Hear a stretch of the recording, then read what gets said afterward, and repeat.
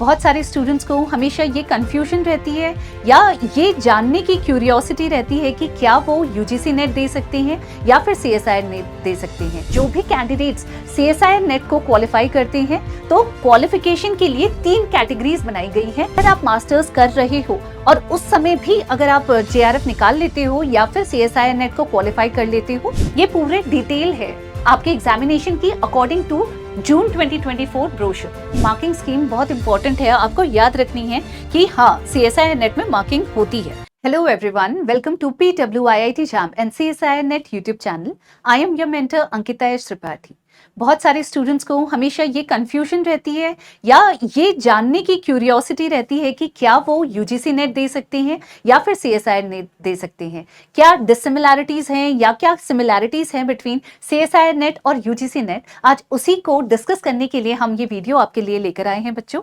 चलिए पहले हम डिस्कस करेंगे सीएसआईआर नेट के बारे में और उसके बाद हम मूव ऑन करेंगे to UGC NET. CSIR NET basically NTA conduct करवाता है which is National Testing Agency. इस सीएसआईआर नेट को अगर आप क्वालिफाई करते हो तो आपको फेलोशिप प्रोवाइड की जाती है, क्योंकि एक जॉइंट वेंचर है ऑफ सीएसआईआर एंड यूजीसी। तो इसीलिए बोथ सीएसआईआर इंस्टीट्यूट्स और सीएसआईआर और यूजीसी दोनों ही फेलोशिप प्रोवाइड करते हैं ऐसे रिसर्च करने के लिए, या फिर आप क्या कर सकते हो जो भी आपका रिसर्च इंटरेस्ट है उसके अकॉर्डिंग अच्छे जो एक्सपर्ट्स हैं, गाइड्स हैं, उनके अंडर अच्छे इंस्टीट्यूट्स में एडमिशन लेके रिसर्च कैरी आउट कर सकते हो। ठीक है, उसके लिए ये एग्जामिनेशन बेसिकली कंडक्ट किया जाता है। इसमें 5 मेजर सब्जेक्ट्स होते हैं जो कि साइंस स्ट्रीम से बिलोंग करती हैं। उसमें उन सब्जेक्ट्स को आप अपने अकॉर्डिंग पिक कर सकते हो और उसके थ्रू आप क्वालिफाई कर सकते हो एग्जाम्स को और अपने ही जो भी आपका फेवरेट इंस्टीट्यूट है या जहां पे आप रिसर्च करना चाहते हो वहां पे रिसर्च कैरी आउट कर सकते हो। चलिए बच्चों आगे हम मूव ऑन करते हैं। ये ब्रोशर है, हम ब्रोशर बेसिकली जून 2024 का लेकर आए हैं for both CSIR NET as well as UGC NET, ताकि जितने भी ऑनगोइंग चेंजेस हुए थे रीसेंट एग्जामिनेशन में हम उससे रूबरू हो सके और आपको पता चल सके कि पैटर्न असल में कैसा चल रहा है। ठीक है, अगर हम बेसिकली एलिजिबिलिटी पे देखें तो यूजुअली जो भी कैंडिडेट्स सीएसआईआर नेट को क्वालिफाई करते हैं तो क्वालिफिकेशन के लिए 3 कैटेगरीज बनाई गई हैं। जो कैंडिडेट्स कैटेगरी 1 में क्वालिफाई करते हैं उनके लिए वो किस किस चीजों के लिए एलिजिबल हैं। They are eligible for JRF, assistant professor और पीएचडी एडमिशन। इट मींस कि वो बच्चे जो कैटेगरी 1 को क्वालिफाई करेंगे या उस कैटेगरी में क्वालिफाई होंगे वो लोगों को आपकी जो भी जूनियर रिसर्च फेलोशिप है वो भी मिलेगी। Apart from that they are eligible for assistant professor के इंटरव्यूज देने के लिए, उन पोस्ट के लिए भी वो एलिजिबल रहेंगे, प्लस वो पीएचडी भी कैरी आउट कर सकते हैं। फिर जो कैंडिडेट्स कैटेगरी 2 में अपॉइंट होंगे तो उनको वो किसके लिए एलिजिबल हैं। They are eligible for assistant professor as well as PhD admission, लेकिन उनको जेआरएफ प्रोवाइड नहीं होगी। अगर हम कैटेगरी 3 की बात करें तो जो कैंडिडेट्स कैटेगरी 3 में एलिजिबल होंगे उनको एडमिशन मिलेगा केवल पीएचडी में। वो पीएचडी में एडमिशन के लिए ही एलिजिबल होंगे। They will not be eligible for JRF as well as assistant professor. चलिए थोड़ा और आगे हम बात करते हैं। मूविंग ऑन टू जेआरएफ, अगर आप क्वालिफाई करते हो, जो कैंडिडेट्स कैटेगरी 1 में क्वालिफाई करते हैं that is junior research fellowship को क्वालिफाई करते हैं तो वो एलिजिबल होते हैं जेआरएफ के लिए। अब जेआरएफ के लिए जब एलिजिबल कैंडिडेट होता है उसका स्टाइपेंड या फेलोशिप कितनी होती है। It is approximately ₹37,000 per month for first 2 years। मतलब पहले 2 साल यूजुअली हम क्या बोलते हैं, जो हमारी फेलोशिप की ड्यूरेशन होती है दैट इज 5 years। तो पहले 2 साल में आपको, आप जेआरएफ होते हो that is junior research fellow होते हो, तो उस टाइम पे आपकी जो फेलोशिप होती है या स्टाइपेंड होता है दैट इज 37,000। अब उसके बाद जब 2 साल पूरे हो जाते हैं फिर आप एसआरएफ में कन्वर्ट होते हो और जो सीनियर रिसर्च फेलोशिप है उसमें आपकी ग्रांट जो होती है वो इंक्रीज हो जाती है टू 42,000 पर मंथ। ठीक है, इसके अलावा आपको कंटिजेंसी भी प्रोवाइड की जाती है विच इज ₹20,000। उस कंटिजेंसी को आप यूज कर सकते हो जो भी आपका लैब रिसर्च, जो लैब में रिसर्च रिलेटेड वर्क है उसको कंडक्ट करने के लिए। ठीक है, चलिए और आगे बढ़ते हैं।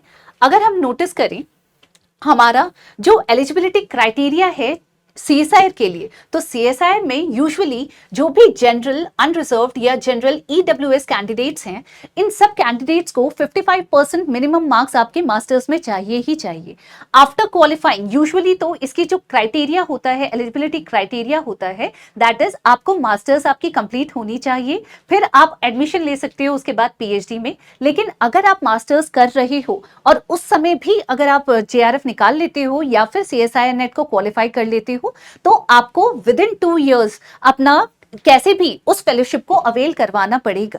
ठीक है, जैसे मान लीजिए आपके 2 साल का MSc दैट इज मास्टर्स आप कर रहे हो और आपने फर्स्ट सेमेस्टर में ही JRF निकाल लिया, तो क्विकली आप अपने मास्टर्स को कंप्लीट करने के तुरंत बाद आपको एडमिशन लेने की जरूरत होगी।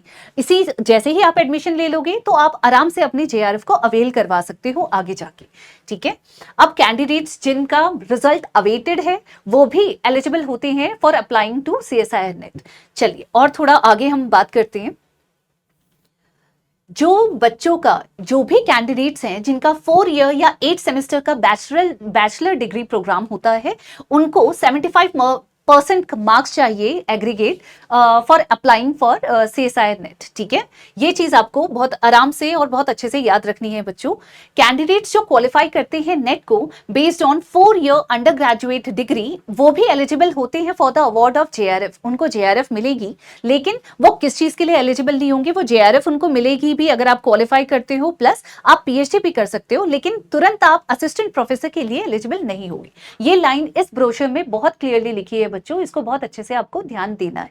आगे हम अगर अपर एज लिमिट की बात करें तो JRF के लिए not more than 30 years. Usually यही बेसिक वो सिमिलैरिटीज हैं, जैसे यहाँ पे भी JRF के लिए 30 इयर्स से ज्यादा एज लिमिट नहीं होनी चाहिए। सिमिलरली UGC नेट में भी 30 इयर्स से ज्यादा एज लिमिट नहीं होनी चाहिए। आप हमेशा ये चीज ध्यान रखना बच्चों। अगर आप असिस्टेंट प्रोफेसर के लिए देख रहे हो या एडमिशन टू PhD के लिए देख रहे हो, तब भी यहाँ पे there is no upper age limit, कोई भी अपर एज लिमिट नहीं है असिस्टेंट प्रोफेसर और एडमिशन टू PhD में। इन प्रोग्राम्स में एलिजिबिलिटी अगर आप नोटिस करो तो कोई भी अपर एज लिमिट यहाँ पे नहीं है। चलिए थोड़ा और हम डिस्कस करते हैं रिगार्डिंग, हमने ये सारी डिस्कशन तो ये कर ली बच्चों, किन बच्चों ने क्वालिफाई अगर कर लिया तो आप 3 कैटेगरीज में रिजल्ट्स को देख सकते हो। इसके अलावा क्या एलिजिबिलिटी क्राइटेरिया होती है, ये क्राइटेरिया यूजुअली सब चीजों में कॉमन होती है। आप कोई भी एंट्रेंस एग्जामिनेशन देंगे आगे जाके तो आपको पता है आपको 55% मार्क्स एग्रीगेट चाहिए ही होते हैं। मास्टर्स आपकी कंप्लीट होनी चाहिए। अगर मास्टर्स कंप्लीट नहीं है, अगर आपका रिजल्ट अवेटेड है, तो भी आप एलिजिबल होते हो CSIR को देने के लिए।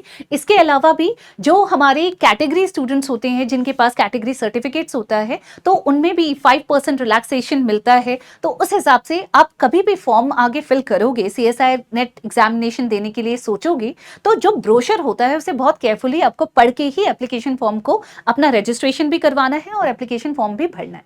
चलिए अब एग्जाम कैसा होता है उसके बारे में बात करते हैं। यूजुअली ये पूरे डिटेल है आपके एग्जामिनेशन की according to June 2024 brochure, CSIR NET के ब्रोशर के अकॉर्डिंग। जो मोड ऑफ एग्जामिनेशन होता है वो computer based, that is online आपका एग्जामिनेशन होगा और कंप्यूटर बेस्ड एग्जामिनेशन होता है। अगर हम क्वेश्चन पेपर का पैटर्न देखें, मैंने आपको पहले ही बताया था, जो CSIR नेट का पेपर हुए हैं तो वो डिफरेंट सब्जेक्ट्स के लिए होते हैं और यूजुअली इसमें 5 सब्जेक्ट्स होते हैं। वो 5 सब्जेक्ट्स कौन से होते हैं? केमिकल साइंसेस होता है, earth, atmospheric, ocean and planetary sciences होते हैं, लाइफ साइंसेस होते हैं, मैथमेटिकल साइंसेस होते हैं और फिजिकल साइंसेस के पेपर होते हैं। और पैटर्न भी इनका काफी हद तक सिमिलर इस बात पे होता है कि 3 पार्ट्स में पेपर होता है, पार्ट A, पार्ट B और पार्ट C। डिपेंडिंग अपॉन आप कौन से सब्जेक्ट से भर रहे हो उसके अकॉर्डिंग जो नंबर ऑफ क्वेश्चंस है, कितना अटेम्प्ट करना है आपको, वो वेरी कर सकता है। जैसे यूजुअली हम यहाँ पे देखें, आपका केमिकल साइंसेस का एग्जाम्पल लें तो यहाँ पे पार्ट A में 20 क्वेश्चंस हैं, पार्ट B में 40 और पार्ट C में टोटल 60 क्वेश्चंस है। तो टोटल क्वेश्चंस आपके टोटल तीनों पार्ट को मिला के 120 क्वेश्चंस हैं आपके पास। लेकिन जो मैक्सिमम नंबर ऑफ क्वेश्चंस आप अटेम्प्ट कर सकते हो पार्ट A, पार्ट B और पार्ट C में, वो 15, 35 और 25 हैं। ठीक है, उसके अलावा हर एक करेक्ट आंसर के लिए आपको 2-2 मार्क्स मिलेंगे पार्ट A में और पार्ट B में, और पार्ट C में आपको 4 मार्क्स मिलेंगे।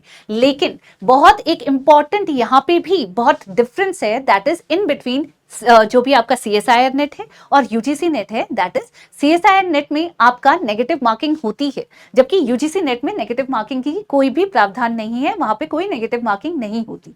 आपको करेक्ट आंसर के लिए मार्क्स मिलेगा UGC नेट में, लेकिन रॉन्ग आंसर के लिए आपको कोई भी मार्क्स डिडक्ट नहीं होता, that is no negative marking is involve in UGC NET. ठीक है, अब यहाँ पे आप नेगेटिव मार्किंग की स्कीम भी देख सकते हैं। अगर पार्ट ए में आपने कोई भी क्वेश्चन गलत किया तो 0.5 आपको कट जाएगा, पार्ट बी में 0.5 फिर डिडक्ट होंगे और पार्ट सी में 1 मार्क्स आपका डिडक्ट हो जाएगा अगर आपने कोई भी क्वेश्चन गलत किया है, नेगेटिव मार्किंग वहां पे होगी।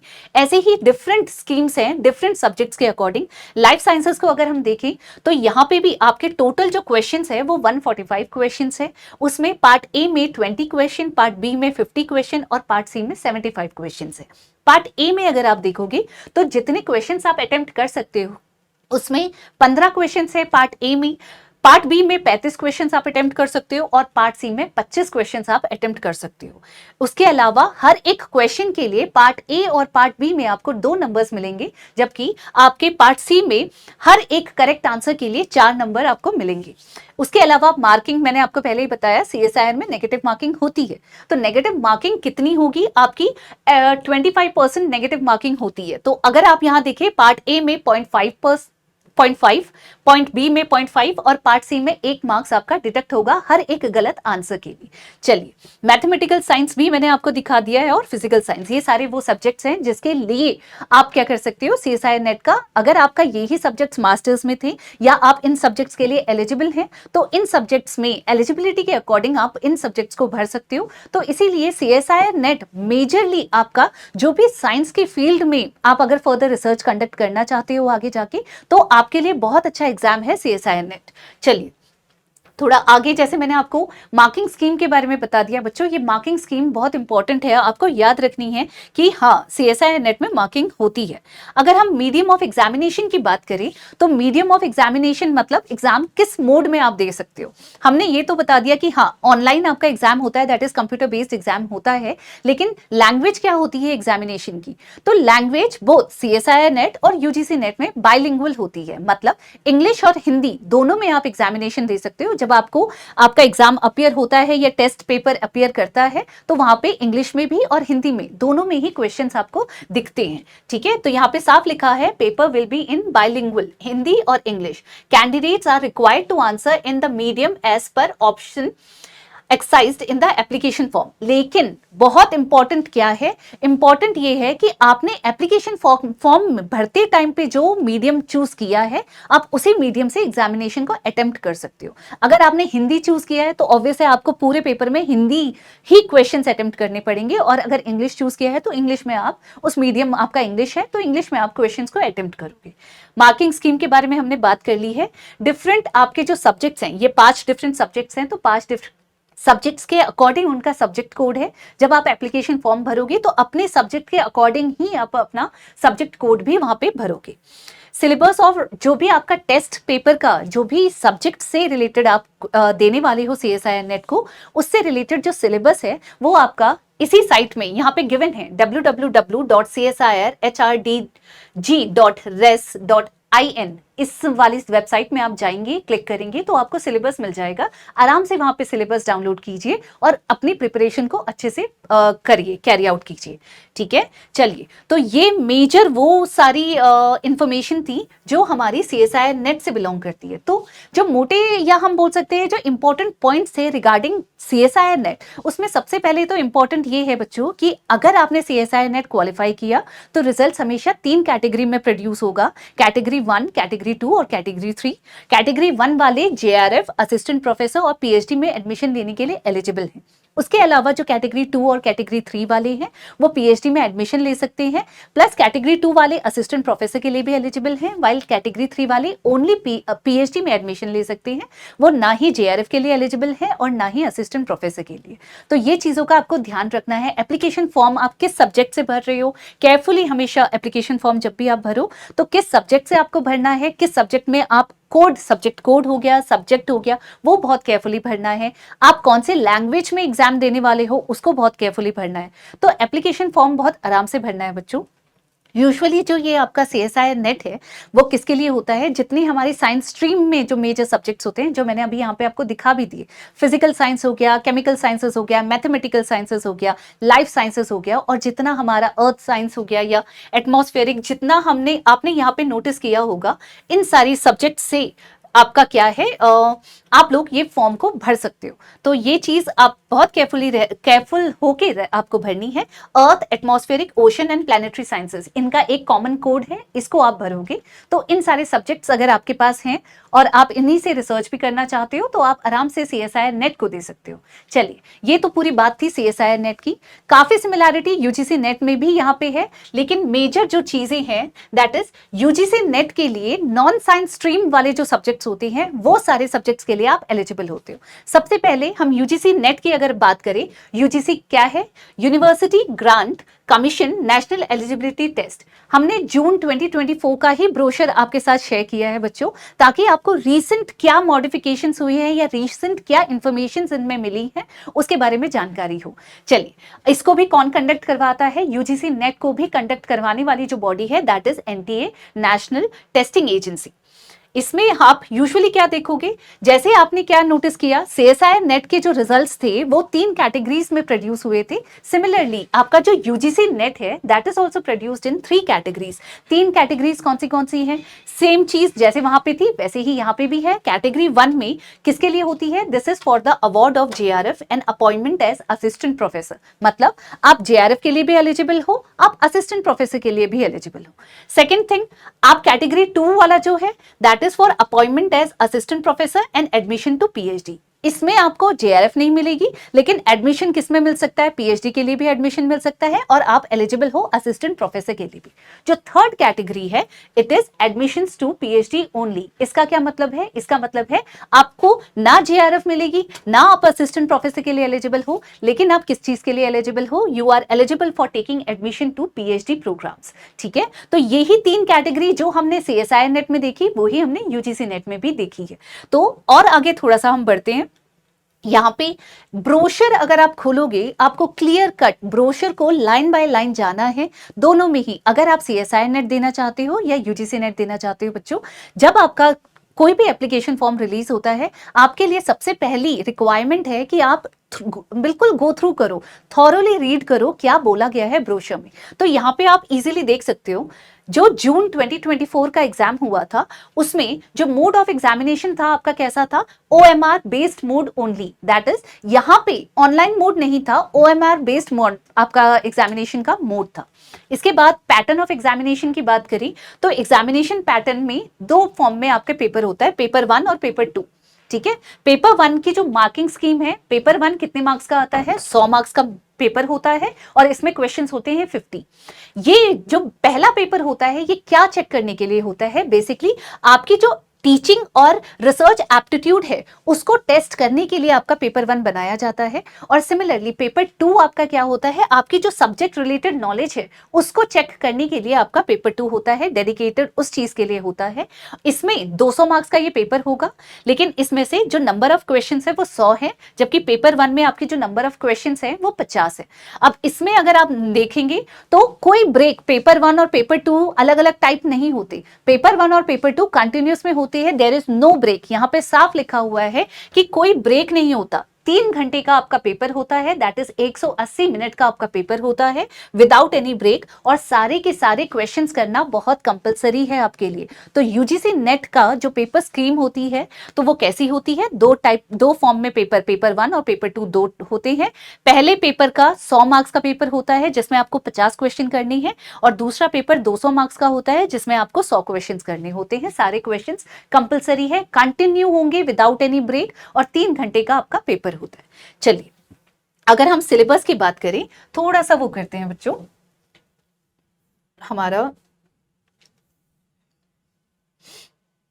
चलिए, अगर मैं अभी यहां पे आपको subject and syllabus of test की बात करूं तो यहाँ पे भी आप इजीली यूजीसी वेबसाइट पे जाके, यहाँ पे वेबसाइट की लिंक भी दे रखा है बच्चों, www.ugcnetonline.in, ये आपका वेबसाइट है जिसको आप क्लिक करोगे, ये यहाँ पे आपको सिलेबस मिलेगा अकॉर्डिंग टू योर जो भी आपका चूजन सब्जेक्ट है उसको चूज करके उसके सिलेबस को आप डाउनलोड कर सकते हो, और सिलेबस को डाउनलोड करने के बाद उसी के अकॉर्डिंग आप क्या करोगे, उसी के अकॉर्डिंग आप प्रिपरेशन को कैरी आउट कर सकते हो। अब अगर हम मीडियम ऑफ क्वेश्चन पेपर देखें तो यहाँ पे क्वेश्चन पेपर आपका या इंग्लिश में होगा या भी हिंदी में होगा, shall be in English and Hindi only. जो भी आपके लैंग्वेज पेपर्स है उनको छोड़ के इंग्लिश और हिंदी में होगा। लेकिन यहाँ पे आपको हमेशा याद रखना है, option for medium of question paper should be carefully chosen by the candidate. मतलब जब आप एप्लीकेशन फॉर्म भर रहे होंगे उसी टाइम पे आपको इंग्लिश में पेपर देना है या फिर आपको हिंदी में पेपर देना है, उस समय ही आपको चूज करना पड़ेगा, उसी के अकॉर्डिंग आपका पेपर आएगा। ठीक है, तो ये चीज आपको, और अगर आपने इंग्लिश मीडियम चूज किया है तो आप इंग्लिश मीडियम में ही क्वेश्चन अटेम्प्ट करोगे, और हिंदी चूज किया है तो ऑब्वियस है हिंदी मीडियम में ही आप क्वेश्चंस को अटेम्प्ट कर पाओगे, राइट। तो इस चीज में जब आप फॉर्म भर रहे होगे यहाँ पे साफ लिखा है, क्योंकि ऑप्शन आप चेंज करने का आपको नहीं मिलेगा। ठीक है, कोई ऐसा चांस नहीं मिलेगा कि अब आप ऑप्शन आपने गलती से हिंदी भर दिया लेकिन आपको इंग्लिश में अटेम्प्ट करना है, बाद में कोई भी करेक्शन नहीं कर पाओगे आप इस तरीके का। ठीक है, तो इसीलिए candidates are required to answer in the medium as per option exercise in the application form. मैंने अभी आपको ये बताया, जो ऑप्शन आपने चूज किया होगा एप्लीकेशन फॉर्म भरते हुए, हिंदी या इंग्लिश, उसी मोड में ही आपको एग्जाम को अटेम्प्ट करना पड़ेगा, बाद में कोई चेंज आप रेक्टिफाई नहीं कर सकते हो। ठीक है, अगर हम मार्किंग स्कीम को देखें, अभी इससे पहले मैंने आपको CSIR नेट की मार्किंग स्कीम बताई थी, यहाँ पे हम UGC नेट की मार्किंग स्कीम की बात कर रहे हैं। जब UGC नेट की मार्किंग स्कीम की बात करते हैं, हर एक क्वेश्चन 2 मार्क्स का है। For each correct response candidate will get 2 marks, मतलब हर एक क्वेश्चन 2 मार्क्स का है। अगर करेक्ट क्वेश्चन आप अटेम्प्ट करते हो, उसका आंसर सही आता है तो आपको 2 मार्क्स मिलेंगे। And there is no negative marking, मतलब कोई भी गलत आंसर के लिए कोई नेगेटिव मार्किंग नहीं है यहाँ पे। No marks will be given for questions unanswered, unattempted या मार्क्ड फॉर रिव्यू। अगर आपने मार्क किया है रिव्यू के लिए, ठीक है, या फिर अनआंसर्ड है या अनअटेम्प्टेड है, तो फिर भी कोई नेगेटिव मार्किंग आपकी नहीं होगी। इस बार का जो एग्जाम था वो OMR बेस्ड था। ठीक है, ये चीज आप केयरफुल रहना यहाँ पे। To answer a question the candidate needs to choose one option as correct option. अब ऑब्वियस है आपके पास मल्टीपल क्वेश्चंस के ऑप्शन, जो भी क्वेश्चन है आपका उसके मल्टीपल चॉइसेस होंगी, उसमें से जो करेक्ट आंसर है आपको उसी को चूज करना पड़ेगा और उसी को लेबल भी करना पड़ेगा। ठीक है, चलिए अब हम आगे बात करते हैं एलिजिबिलिटी क्राइटेरिया की। तो जैसी एलिजिबिलिटी क्राइटेरिया आपकी CSIR नेट में होती है, थोड़ी थोड़ी सिमिलर इसमें भी होती है। जैसे अगर आप देखें, जो जनरल अनरिजर्व्ड या जनरल EWS कैंडिडेट्स हैं, उन जिन्होंने 55% मार्क्स सिक्योर कर रखे हैं अपने मास्टर्स में, तो वो भी क्या कर सकते हैं, they are also eligible for giving this test UGC NET. ठीक है, तो कैंडिडेट्स जो मास्टर्स परस्यू कर रहे हैं या फिर उनकी क्वालिफाइंग डिग्री, अभी जो क्वालिफाइंग एग्जामिनेशन है उसके लास्ट सेमेस्टर में है, रिजल्ट अवेटेड है, ये सारे कैंडिडेट्स भी UGC नेट के एग्जामिनेशन को के लिए एलिजिबल है और आप भर सकते हो ये एग्जामिनेशंस को। ठीक है, इसके लिए आप बहुत अच्छे से एलिजिबल हो। चलिए, तो यहाँ पे मैं आपको एक चीज और बता देती हूँ, एज लिमिट और रिलैक्सेशन। जैसे आपने CSIR नेट के बारे में देखा, CSIR नेट में भी JRF के लिए नॉट मोर देन 30 इयर्स था एज लिमिट, वैसे ही सेम केस आपका UGC नेट के लिए भी है। यहाँ पे भी जो एज लिमिट है आपकी मोर देन 30 इयर्स नहीं होनी चाहिए। ठीक है, अब अगर आप रिजर्वेशन पॉलिसी देखो, ये बहुत अच्छे से यहाँ पे गिवन है UGC की साइट पे, ये इस ब्रोशर में आराम से आप reservation policy of the government of India is applicable to UGC NET, मतलब UGC नेट में रिजर्वेशन पॉलिसी है और इस तरीके से पॉलिसी आपकी गिवन है। अगर हम देखें, जो हमारे SC कैंडिडेट्स हैं उनके पास, उनके लिए 15% of seats are reserved, 7.5% seats आपके ST कैंडिडेट्स के लिए रिजर्व्ड हैं, 27% सीट्स OBC कैंडिडेट्स के लिए रिजर्व्ड हैं, while 10% of seats are reserved for general EWS candidates, और 0.5% that is मतलब basically 5% seats in the above mentioned categories for PWD with 40% or more disability। मतलब ये डिफरेंट जो कैटेगरी जिनके पास सर्टिफिकेट्स हैं उनके लिए डिफरेंट रिजर्वेशन पॉलिसीज हैं, उसके अकॉर्डिंग आपको सीट्स, आप लोगों के लिए उतनी सीट्स रिजर्व कर रखी हैं। ठीक है, तो ये चीज बहुत इंपॉर्टेंट है बच्चों। इतना ही, यही मेजर बेसिकली डिफरेंस था किसके बीच में, सीएसआईआर नेट और यूजीसी नेट में। अगर हम नोटिस करें बच्चों, तो सिमिलैरिटीज की बात करें, आपने रिलैक्सेशन देखा, रिलैक्सेशन मतलब यूजुअली यहाँ पे भी आपको रिजर्वेशन मिला हुआ है। और इसके अलावा अगर आप देखें, सिमिलैरिटीज की बात कर रही थी मैं जैसे, तो जॉइंट सीएसआईआर जो यूजीसी नेट है और यूजीसी नेट जो एग्जामिनेशन है, उसमें सिमिलैरिटी की बात करें तो कैटेगरीज में बहुत ज्यादा, 3 कैटेगरी में वहां पे भी कैंडिडेट्स को सेलेक्ट किया जाएगा। यूजीसी नेट में भी 3 कैटेगरीज में ही कैंडिडेट्स को सेलेक्ट किया जाएगा। कैटेगरी 1 दोनों के लिए ही जेआरएफ असिस्टेंट प्रोफेसर और पीएचडी के लिए एलिजिबल है। कैटेगरी 2 में आपके पास जेआरएफ नहीं होगी, लेकिन असिस्टेंट प्रोफेसर और पीएचडी के लिए आप लोग एलिजिबल हो। और कैटेगरी 3 में आप केवल पीएचडी एडमिशन के लिए एलिजिबल हो, दोनों एग्जामिनेशन में। डिफरेंस मेजर किस चीज के लिए है, जो जॉइंट सीएसआईआर यूजीसी नेट है उसमें 5 सब्जेक्ट्स होते हैं that are all related to science की फील्ड से। लेकिन जो यूजीसी नेट की अगर हम बात करें, तो यूजीसी नेट में डिफरेंट सब्जेक्ट्स है। अगर मैं उसकी भी लिस्ट आपके सामने प्रेजेंट करूं, तो आप यहाँ पे देख सकते हो, टोटल अगर देखा जाए ये यूजीसी नेट की साइट पे ही आपको आराम से अवेलेबल दिखेगी बच्चों। 95 सब्जेक्ट्स में यूजीसी नेट को कैरी आउट किया जाता है, और ये सब्जेक्ट्स हैं अदर देन साइंस स्ट्रीम। जो साइंस स्ट्रीम से अलग जो सब्जेक्ट्स होते हैं, लैंग्वेज सब्जेक्ट्स हो गए, वो सारे सब्जेक्ट्स हो गए, उनसे रिलेटेड आपका एग्जाम होता है जो यूजीसी नेट आप दे सकते हो, और उससे आप एलिजिबल भी हो। जैसे इकोनॉमिक्स हो गए, पॉलिटिकल साइंस हो गए, फिलॉसफी हो गया, साइकोलॉजी हो गया, सोशियोलॉजी हो गया, ये डिफरेंट सब्जेक्ट्स हैं। इनमें आप डिफरेंट जो लैंग्वेजेस हैं उनके सब्जेक्ट्स में भी यूजीसी नेट को दे सकते हो।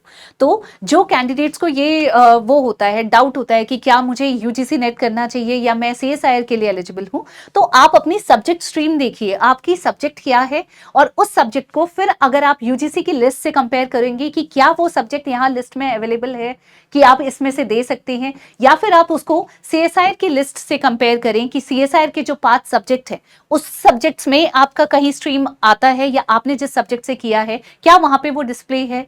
तो इस अकॉर्डिंग आप बिल्कुल इजीली आइडेंटिफाई कर पाएंगे कि क्या आप यूजीसी नेट के लिए अवेलेबल मतलब एलिजिबल हैं, या फिर आप सीएसआईआर के लिए एलिजिबल हैं। ठीक है बच्चों, ये चीज आपको बहुत अच्छे से याद रखनी है, और इजीली हर चीज आपको ब्रोशर में ही गिवन है।